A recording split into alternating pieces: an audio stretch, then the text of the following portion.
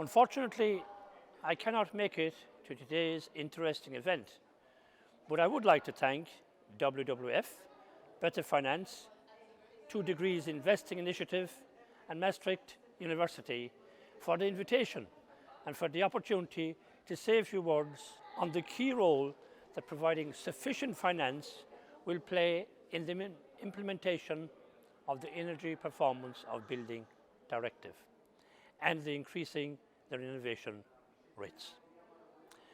The war in Ukraine has fundamentally changed the trajectory of the energy transition and caused a crisis in security of our energy supply. However, in reacting to the crisis, we must not trade one dependency for another, nor should the immediate actions of the energy crisis be at the detriment of the future needs of our energy system. The residential sector alone accounts for 40% of EU gas demand, mainly for heating and cooling. Reducing residential energy consumption will greatly reduce the need to increase the EU's energy generation capacity, especially for peak hours. However, at present, there is a funding gap of 214 billion a year for green financing for residential buildings, which will require a greater input from bank loans. I agree that bank lending is an appropriate channel to respond to the financing of renovations. They are very elastic and decentralized via the extensive network of commercial retail banks across the European Union. Banks already play a key role in funding house purchase transactions. It therefore is only natural that banks should also further facilitate the financing of renovation projects. However, households and businesses lack incentives to take up loans for renovation purposes and face liquidity constraints. In my view, there is a need to put forward a comprehensive set of measures to mobilise the additional volume of financing needed for building renovations.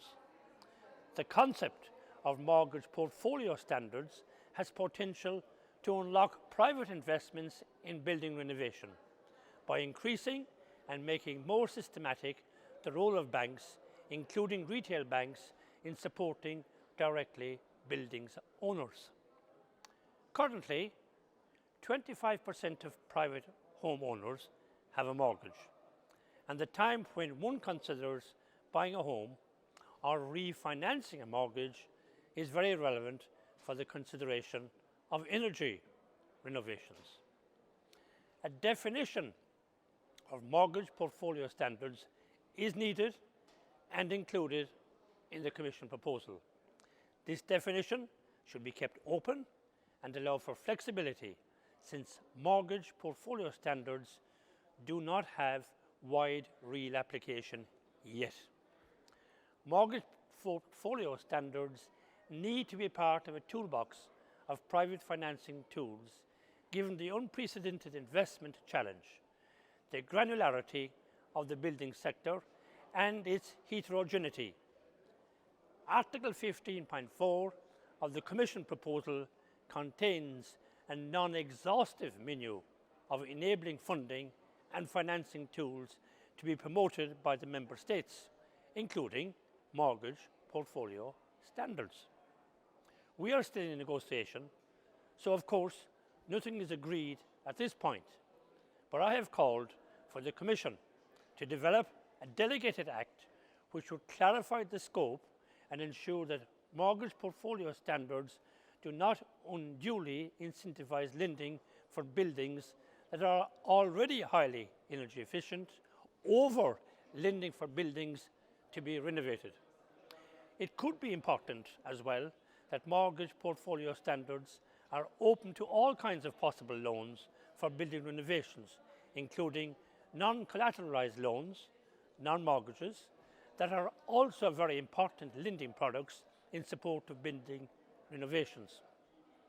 I have also supported an EU-wide renovation Guarantee Fund, in my view, a dedicated instrument for building renovation, complementary to wider energy efficiency instruments, would support the implementation of building renovation policies and the specific needs in the building sector.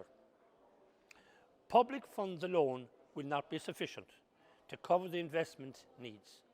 There is a need to use public funds in a more cost-effective way to mobilise private investments. An EU-wide renovation guarantee fund would be aiming at scaling up private financing for building renovation in the EU, primarily ensuring access to finance at favourable conditions for citizens and homeowners and facilitating the deployment of financial instruments and innovative schemes. Therefore, it will have a positive indirect impact on the achievement of objectives set in the framework of mortgage portfolio standards. However, it should be also noted that the overall principle for an EU guarantee is that all or almost all the benefits are passed directly to the final beneficiary and not to the financial institution.